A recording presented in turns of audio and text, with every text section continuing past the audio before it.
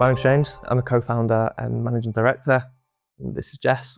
I'm Jess and I'm the commercial manager at Frater.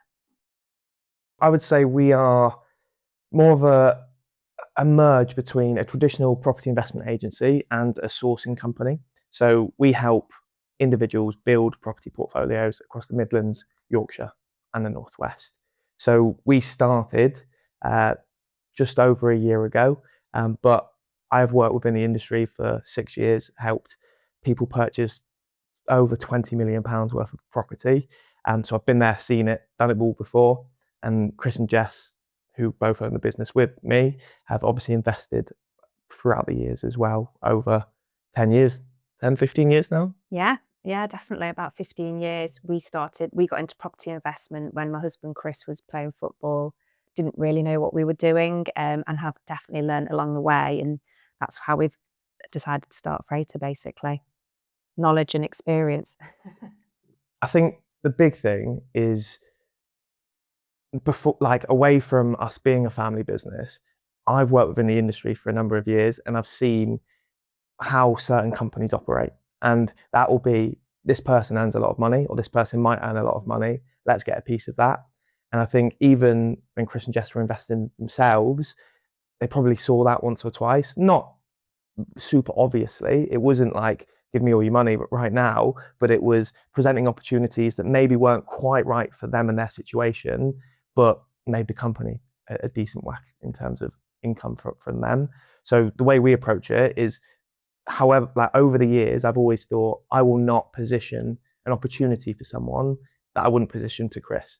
And if that's how we'll approach it and how we're going to approach it forever, then we can be confident that anything that we position to any of our clients is something that we would buy ourselves.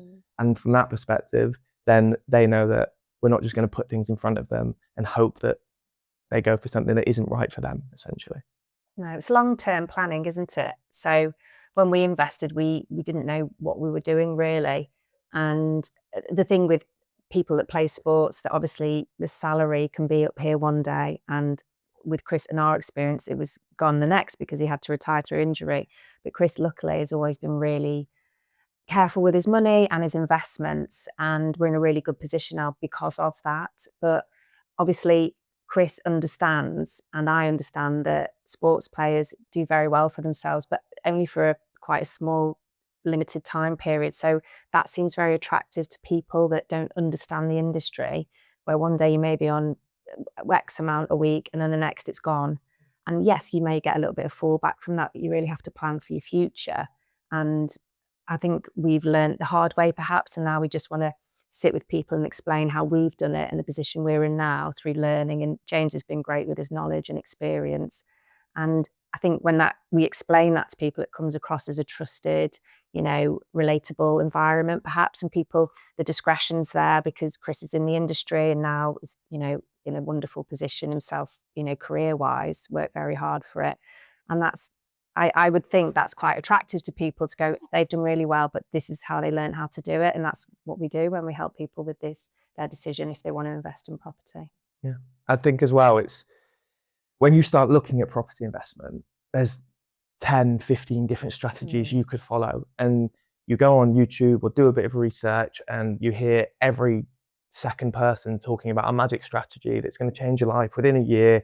You invest 100 grand, you can retire tomorrow, and it's just not true.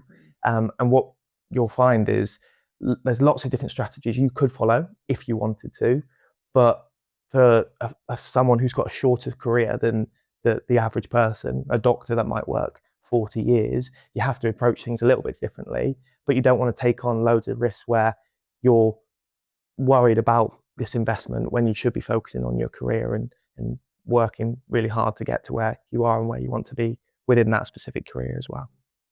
The average playing career for football is 8 years. Is it 8, is it? 8, yeah. Yeah. Wow. They'll be out of the game by 26. Yeah. Wow. Crazy. That is surprising, to be honest. At top level, well, I guess, what was Chris? He retired at 31, I think. 31. They were forced to retire. But yeah. So even if you think he was in the championship, he earned a good amount of money, but even today's standards is very different. You know, they're probably on sort of double what was on and stuff. So no, he was clever with his money and good with it, but we've been some bad investments as well that haven't come through. But that is learning. And if you've just got someone that can guide you a little bit and say, oh, we did this and that didn't work, it's good, isn't it? Because for these young players, especially that think, oh, I'll get into property. Like James said, it's a minefield and they don't necessarily know what they're doing. But the nice part is alongside their playing career, they're actually gaining a lot of knowledge and learning, you know, becoming entrepreneurs themselves in that sense, which is something they can, if they do retire before they're 30, they've got a whole, you know, they've got another career ahead of them, haven't they? So If your career stops tomorrow, what happens? Like, how much money do you potentially have as an income? And you're not going to buy one property and then go, right, I've got this income and happy days, I can live off that. But if you start investing when you are younger, a lot of people that I speak to usually start considering it when they're 2-3 years out of retirement, because they start thinking, okay, what's next? But if you can approach it a little bit earlier and say, listen, I'm not planning on retiring in the next 6, 7, 8 years, but I want to be comfortable when the time does come to retire. And it also gives you the flexibility that you can choose what your next career is. You don't have to rush into something because you're thinking, shit, I've got a mortgage I've got to pay and all these bills that I've been paying for the last however many years. Hopefully at that point, if you've made the right decisions and planned over an extended period of time, then you'll be in a position where you can go, right, I've got this income, this is a backup. Now, what do I want to do? And what should my next career be? Because yeah, if you retire at 30, you can work for another 30 years if you want to. Again, some players won't ever have to if they're the very top of the game of whatever sport they're playing, but most people probably do need to have another career. So I always think that's, Chris has gone into coaching, and a lot of people do go into coaching and things like that following their careers. But if you can choose what you want to do, then it's a lot better to do that than to jump into something because you're scared of not being able to pay your mortgage or bills and everything. It takes the pressure off, doesn't it?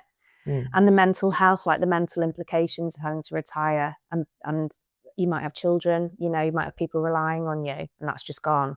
So if having the hindsight to, you know, do multiple investments, not just property, but do bits here and there, spread the risk, then when the time does come, it's not so much of a scary time and a blow for them, I guess, and to get their head around this new life that they're going to live, because it is a completely new life. And they've got other stuff to focus on as well, and, you know, take their mind off perhaps not wanting to have to have retired and be excited about the second career. And it is exciting, isn't it? It is good fun. We like doing the houses. I do. So yeah, no, it's good. The majority of what we focus on is hands-off, good quality assets or buy-to-let. So you buy a house, usually with a mortgage on it, you rent it out to a tenant and you get a small income from that every single month. What we aim to do is we buy at discounts. So we make equity at the point of purchase. So property's worth 250 grand, we get it for 225 because we basically pool our clients together. We go to a developer, we do the due diligence, we cross all the boxes that we feel that we would do before we were going to buy. And then we go, right, okay, on the basis of us wanting this deal, we need a discount for our clients. So they make equity at the point of purchase. They then make a small profit every single month as a buy-to-let would. Again, it's not life-changing money if you put a 25% deposit down and get a mortgage at 75% loan to value. You might earn £400 a month from that. But the big thing is those properties will grow over time and you've already got equity. So if you're in a position where you might be able to buy one every 2 years and you have a career, by that time you get to retirement, you have assets worth £1 million, you might have 250 to 400 grand worth of equity within your portfolio. And then you can put that plan, right, how can we make this into an income rather than, right, okay, I want to buy one property, I want to earn 5 grand a month and go from there. It's lower risk stuff because again, we don't want our clients to then become property developers and things like that. If they want to do that after, absolutely go and do that if you have a passion in it. But while you're an athlete and while you're playing, whether that's football or anything else, your focus should really be on that and your family. What we do is go, we'll find the deals, we'll do the due diligence, we'll share this pack so you can go and do your own due diligence. Ask us questions. If there's something that you're not sure about or you don't understand, we'll help you through that education process. And then if it's right for you, great. If it's not, that's fine. Like the likelihood is you're not going to buy the first deal you see from us. You might see 2 or 3 and then go, okay, yeah, I've learned from that one because of X, Y, and Z. I'm not sure about that location because of X, Y, and Z. Seen the third one, happy with that. Let's go from there. So yeah, lower risk than what you might see on like so-called property gurus talking about, to be honest. But you see so many of them going, right, I've got no money. I'm going to buy a deal with someone else's money. I'm going to change my life within 6 months or a year. But then when you start asking questions, it's like, although on the face of it, it looks great, but then you go, well, where are you getting this money from if you're not putting any of your own money into it to an opportunity? Oh, I'm going to use an investor. Okay. Well, why is the investor going to give you that money if you've never done it before and you've got no experience or anything like that? And once you start to see that, it all starts to fall apart a little bit. And these people make their money from selling courses rather than actually helping clients build their wealth.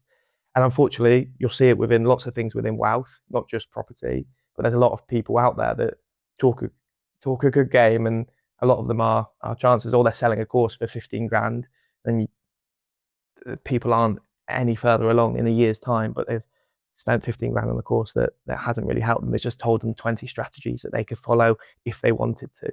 I think the tie with you and Chris is a big one. But I think from working in the industry for other companies, I've seen it firsthand where people take advantage of people that might have decent money while they're younger.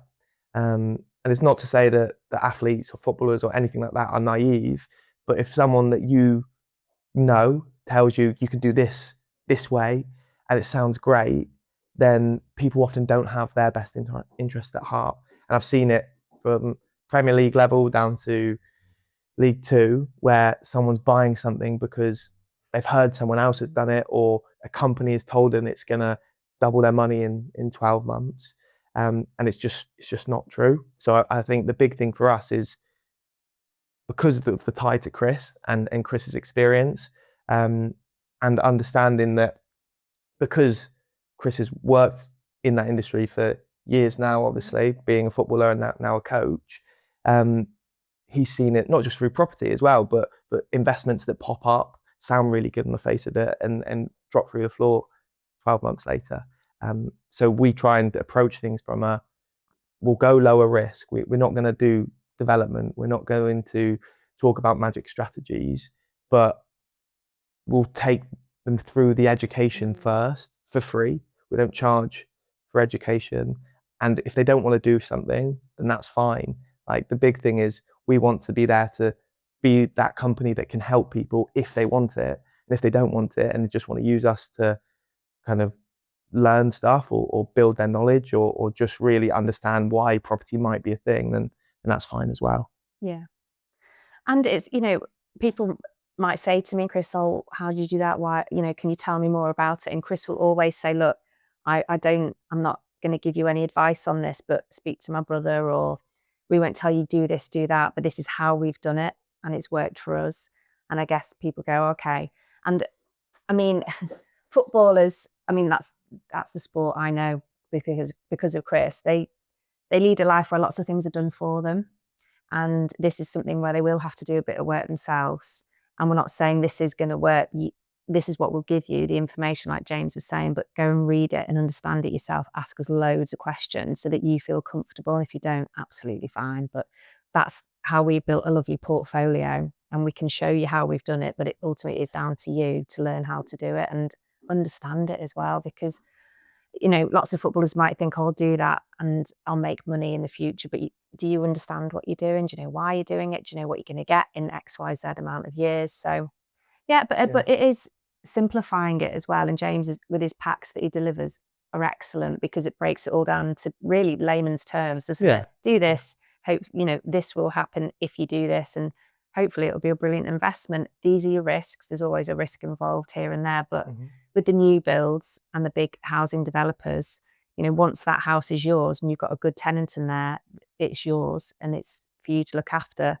There's no other mitigating circumstances from, the house builders where something could go wrong. You've got all your warranty. So it's a nice, clean, simple investment on a term where you can really understand what you're doing. And if you understand your investment and how it's going to work for you, you become more knowledgeable, you become invested yourself and like, oh, I get it, I understand. And that's quite attractive to a lot of people. It definitely is when we do it, because it's just simple, really. Yeah. I'm not into like building or development. That's not for me. I like nice, easy investments. Yeah. And we don't go for flashy stuff No, either. no. So you might see towers in Manchester city centre that are being built at the moment, and No. you can get one beds for 600 grand because it's a branded residence, and it sounds interesting, and for some people it will be, but the reason we don't target that is you're buying a one bed apartment for 600 grand, that's got no scope for growth. It's the most expensive types of properties that's ever been built there. What we're investing for is a rental yield, but also the capital growth. So we're investing into quality assets, but in areas that there's opportunity for further growth. And we're not buying it 500 grand a house. We're realistically, most of what we're doing is between 200 and 270 grand in terms of purchase prices. That doesn't mean that people need 270 grand to buy a house. A lot of our clients, or most of our clients, I would say, put a 25% deposit in, have to pay for things like stamp duty, which is the tax involved, and a few other fees. But I think that's the big thing, is rather than going flashy, we'll go for things that we believe in areas that should grow in value, but we're also using big companies that give us confidence, right? So national house builders that build thousands of homes a year, you're going to own that. So again, we've talked about companies can go bust next year or 3 years down the line. It doesn't happen very often for big national companies, but even if it did, even if the worst thing happened and the developer went bust, you own that house already because you've bought it and it's completed. So that risk is as low as we can make it, but there's always a little bit of risk involved in any type of investment. We tend to look for new builds where there's a lot of regeneration, and we think about employment, we think about schools, we think about amenities, and what if you were if you were going to rent a house yourself, what would you want out of that house? So put yourselves almost in the renter's shoes and think they're going to want to live there, they're going to want to live there, and like James is saying, it's going to grow. And that's your strategy, really thinking about these areas of regeneration, growth. Yeah. And there's lots of it going on. So there's going to be lots of people wanting to rent that can't perhaps get on the property ladder. And once you've got a good renter, that you look after them, and you tend to be golden in my experience if you look after your renters. Yeah, I'd say the big thing, like, because we're in Nottingham, if we take Nottingham for example, is what we will look for is the ingredients that make up an investment location. And a lot of people, when they start out, they want to buy locally because it feels comfortable, which I also understand. But what we aim to do is to target areas that will perform well. So Jess mentioned regeneration. We're looking for, is there massive investment going into an area, talking hundreds of millions or billions of pounds worth of private or public spending, improving an area or a city, that means that people are going to want to live there in the future. Is there big employment? So if there is big employment, people move there for job opportunities. Is that employment, or are there more opportunities moving forward? Then things like normal stuff, transport links. Yeah, is the train, are the trains good? Are the national connections? Is there a local tram network? That type of thing. And then the last thing is affordability. We don't do London or the southeast, and the main reason for that is the average couple on the average salary in London can't afford the average home anymore. And that's because it's seeing really good growth. And if this was 20 years ago, it'd be a perfect time to invest in London. But we don't target that, because if the average person or the average people on the average salaries can't afford the average home, then there's going to be a ceiling to growth. And it's what we've seen in London, to be honest. Like, prices haven't really grown since 2016. And in the last 12 months, we've actually seen a drop in prices. And it doesn't mean that London will never be a place that we look at. There's opportunity moving forward, but we're not picking a place based on the city or knowing it well. We're picking it based on the ingredients that make up that location, basically. I think you get to know them as a person. You don't see them as, an investor and they've come to you. It's not transactional. It's, you really get to know them. What do they want out of the investment? Get to know their family, get to know their children, get to know the partners, get to know the family bit, because that's how you create a lovely rapport and culture, really, isn't it, with somebody, making them feel special. And it works both ways, because then we think, oh, this this investment here or this deal might be really good for XYZ because they said their mum lives here, or, you know, like, it's the little things, it's the marginal gains when you get to know someone and what really is important to them. Because if you can, you know, make it work for them for what's important overall, that is how we treat the business, really. I think as well as that, we put a plan together for them. So Yeah. it's not like financial advice go, right, we're going to do X, Y, and Z, but we go, right, you want to get to this position in 10 years time or 6 years time when the time comes to retire. Realistically, to get you into that position, we need to do X, Y, and Z based on your current situation, because a plan for a professional footballer in the Premier League is going to be very different to even a footballer at a different level, but lots of different sports as well. And that's because within sports, income and salaries that can be completely different, even if you're at the top of your game or your sport as well. So the big thing is, we, like Jess said, we will really get to know them. What makes them tick? What do they like? What do they dislike about their family? We'll put a plan together for them, with them, in relation to what they want to achieve and when the time comes to retire. And then they'll also have like my direct mobile number, like my WhatsApp. They can ping me a WhatsApp on a Sunday or Monday if they've got Mondays off or whatever that looks like. Ping me a WhatsApp on a Monday evening and I will reply to them that evening. It's not like we're open 9 till 5 Monday to Friday. If they want to have a chat with me with a time that works around their schedule, then we can do that as well. There's no issues. Nurturing their needs, I guess, you know. I mean, we've seen it with one of our clients because of what we've done for him. Some of his family members are now starting to do it because they trust us and they see us as, like, you know, this family unit. And the trust is there, the rapport's there. It's almost family-like. So yeah, I guess that's how we see them. So first is just really getting to know them. So the first conversation I have with someone isn't about opportunities, it's about them. So what is your situation? What are you thinking? What do you know? What do you understand? What do you not understand? And where do you want to be? Then we start with education. So if there's bits of work they just don't understand right now and they go, yeah, I do want to do it, but maybe in 12 months or 6 months, when I'm in a position where I'm confident that I at least understand the basics of how it all works, we start with that. That can be conversations with myself. That can be YouTube videos that we have, which is based on education rather than kind of gimmicks or strategies that aren't real. We will then, if they've gone through some of those and they still want more questions, they could do that. But then when they're in a position where they want to look at actual deals, we'll then find the deals, we'll get the discounts, we'll put together these due diligence packs so they can, again, they'll do their own due diligence, but it will save them loads of time and energy. They can see comps that we put on there. They can look at the cash flows. If they don't understand what the cash flow means, we can talk through that.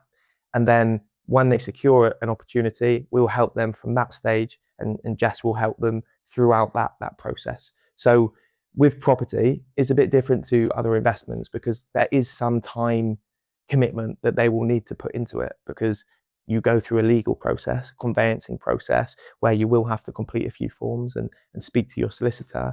But we can help you with that. We won't review your documents for you, but we can chase solicitors. We can make sure that if you can't get hold of someone, that, again, if your schedule isn't like the normal, as what a normal 9 to 5 would look like, which most athletes is not, we can then go, right, okay, well, they shut at 5 p.m. We'll give them a call, make sure that you get what you need by this time, so you can look at it when you're ready, and then we will help through to getting them the property, completing on that property, and then we'll recommend a local letting agent who can then manage it.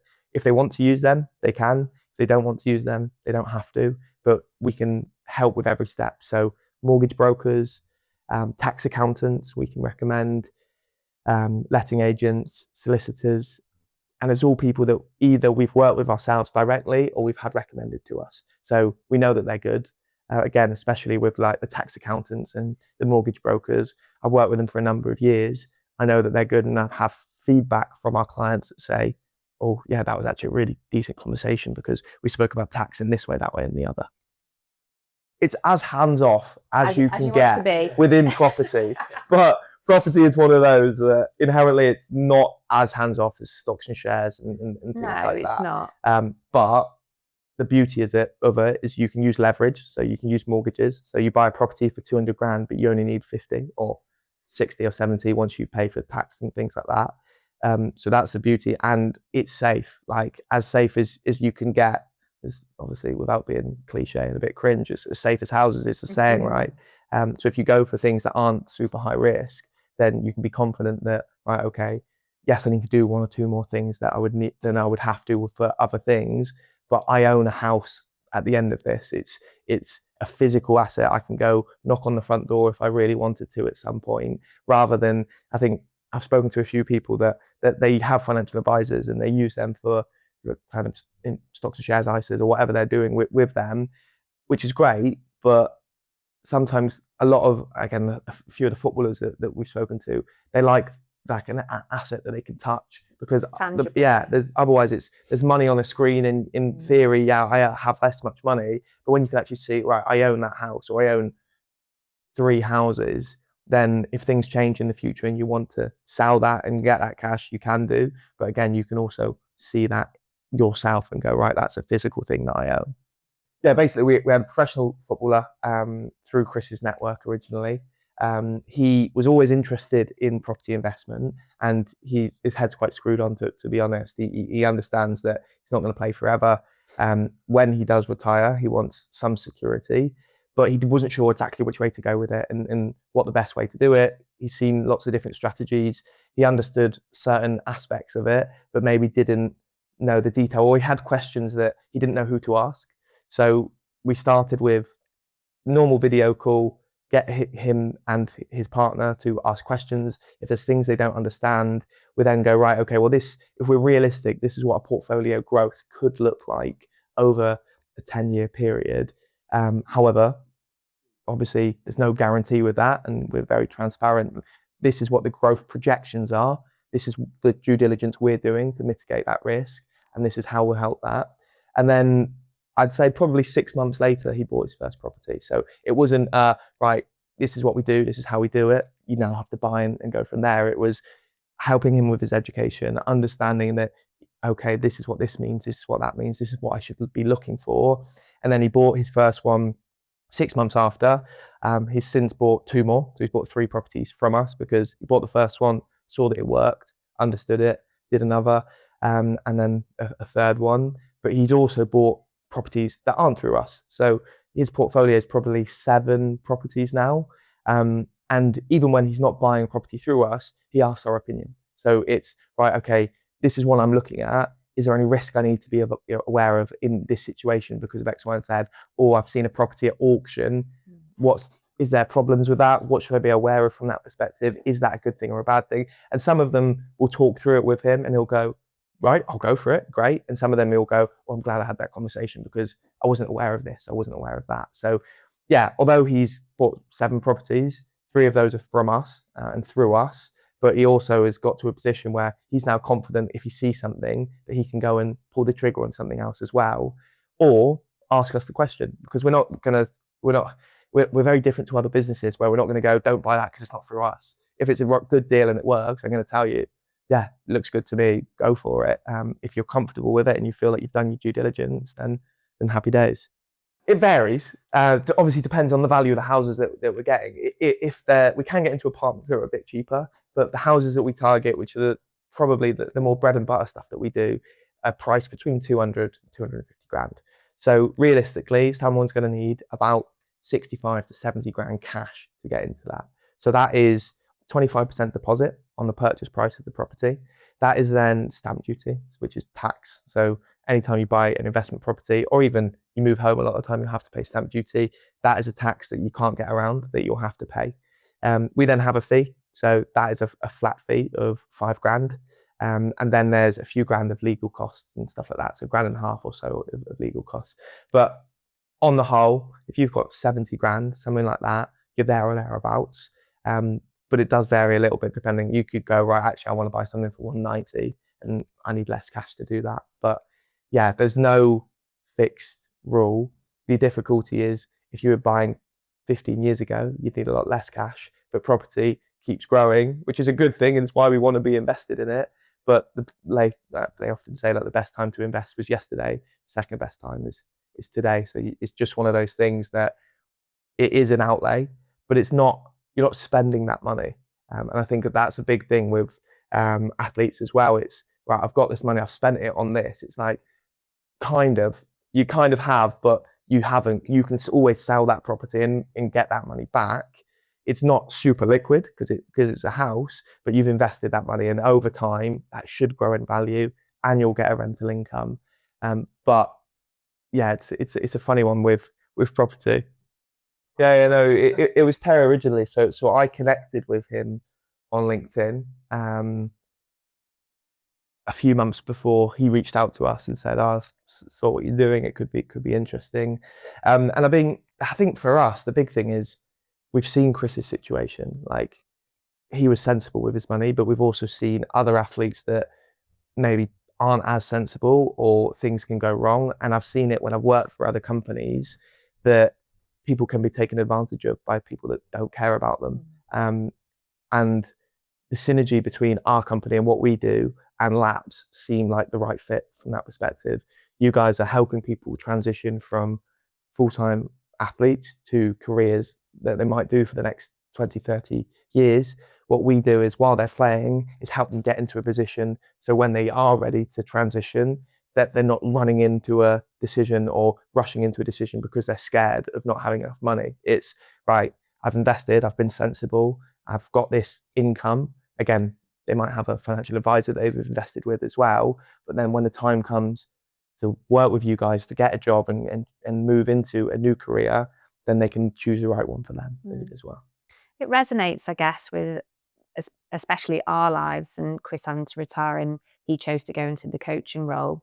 Lots of people don't want to do that. He's got lots of friends who, when he was playing football now, I actually don't think there's a lot of them that went into coaching. They've gone down different avenues and different paths.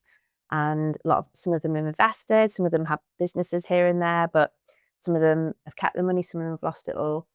So I guess it resonates, and it's scary when you stop playing sport, and it can affect you in so many different ways. And if you have a pool of people that you can go, do you know what, it's happened to them and this is what they've done with their lives afterwards, it's not as scary and the anxiety dissipates slightly. You have this experience to share with other people. It's like a problem, isn't it? If you share it with people, you go, okay, although it's still a bit of a problem, I'm a bit anxious about it, they've gone through it and they're okay now, and I know that can be me.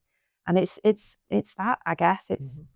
It's mindfulness, isn't it? It's all encompassing. The world's a big scary place, and if you can just help other people with your experiences, then why wouldn't you? You know, that's how we see it, definitely. Yeah, I think team sports as well is a funny one, right? Because if you play a team sport, you've probably played it from 5 years old or younger up until the time comes to retire.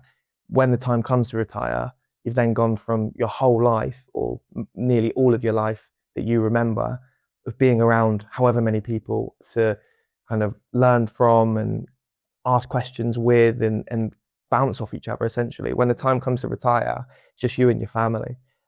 So the difficulty is we don't want people to be in a position where they feel like, shit, I've got to spend or I've got to pay X, Y, and Z for the life that I live right now, because it's normal as your salary increases, life starts to increase as well. It's just something that seems to happen all the time. You maybe go for a slightly nicer car because you can afford it at that point, and other things go alongside it. But then if that suddenly has to stop, either through injury or you get to a point where maybe you've had a really long career and you're 36 now and go, right, okay, I'm going to step away.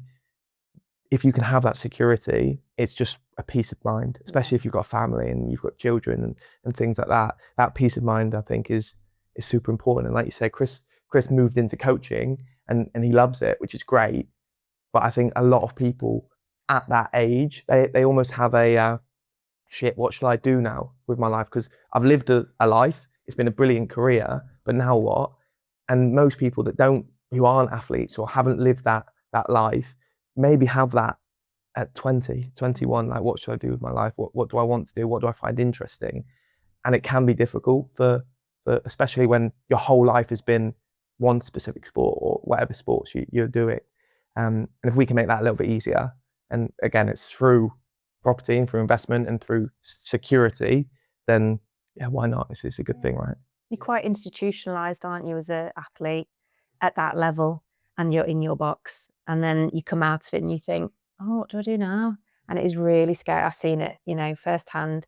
It's it can be really daunting and scary, but if you have other people to bounce off and look what they've done, perhaps with pots of money here and there, and it's the younger players as well, just giving them the education so they can understand and plan for the future, because as horrible as it is, they are going to have to do it, because it is going to happen. And then I know they're probably having a wonderful time, and so they should enjoy every single minute of their career in sport, because why wouldn't you? It's amazing. But life after can be amazing as well. It's just taking a little bit of time to plan for it. So I guess me and Chris were really lucky, and he's intelligent enough to have seen that, especially with his first injury. He thought, oh God, if this happens again, this might happen. And it did 3 times later. So we were in a good position then. Still weren't prepared for it, but it's fine. And we are fine now. So yeah, I feel like I'm rambling now, but I could go on and on about it. Speak to people, like understand what people have done before and how they approached it. And before you do anything, don't start giving money away to people. Don't start going, right, okay, go do that for me immediately. Try and build a level of understanding from either people who have done it themselves, or again, companies like us, where we can go, listen, we don't want you to come to us and buy something tomorrow. Like, learn. We have a YouTube channel, which is, again, more based on education rather than anything else. Some people will find that really interesting and go through the videos. Other people will dip in and out, and some people will be like, not bothered. And that's fine. Like, from our side, it's if you don't understand something, or you should be doing something, if you start having those conversations, the rest should follow. And don't feel that you need to do something today because your mate has. Great. If you understand it and you've done your research and your mate has done it and you want to do it as well, then fine. But start with that level of understanding. And if someone wants to have a chat with me and just to go, right, okay, this is my situation, what would you do? Or how should I approach it? Or what do you think could work for me?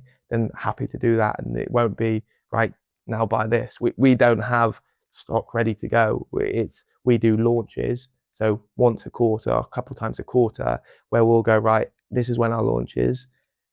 This is what we're going to do. We're not sure exactly where it is because we're speaking to 5-6 developers across different regions right now.